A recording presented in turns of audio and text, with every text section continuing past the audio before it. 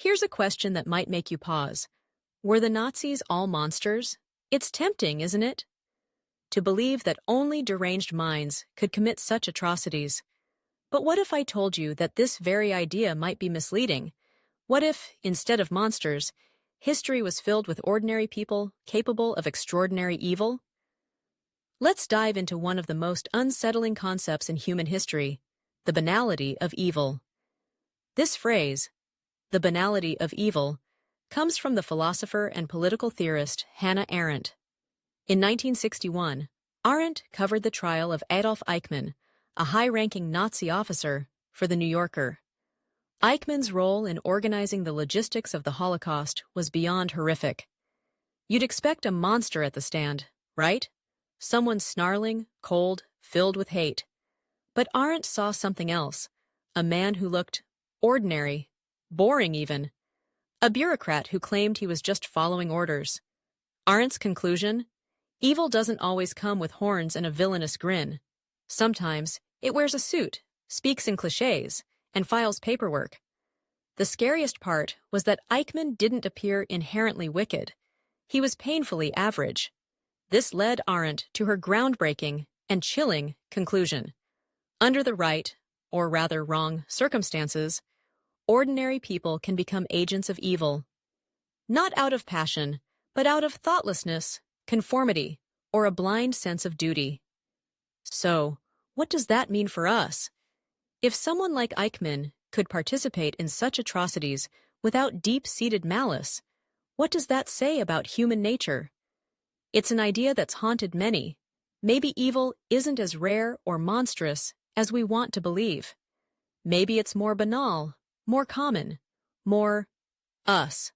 History shows how ordinary people have participated in horrific acts, not just under the Nazi regime, but in other contexts too. Genocides, wars, and acts of mass cruelty. And most didn't see themselves as villains. It's not that they wanted to do evil, it's that they didn't question it. Arendt argued that this lack of critical thinking, this failure to think, is what makes the banality of evil so terrifying. It's easy to look back and condemn, to see the actions of others as monstrous. But what if we're not so different? What if the same pressures that led Eichmann to facilitate mass murder could influence us too? But before we slip into complete despair about human nature, let's bring in another voice. Rutger Bregman and his book, Humankind, A Hopeful History. Bregman challenges the dark, cynical view and asks us to reconsider.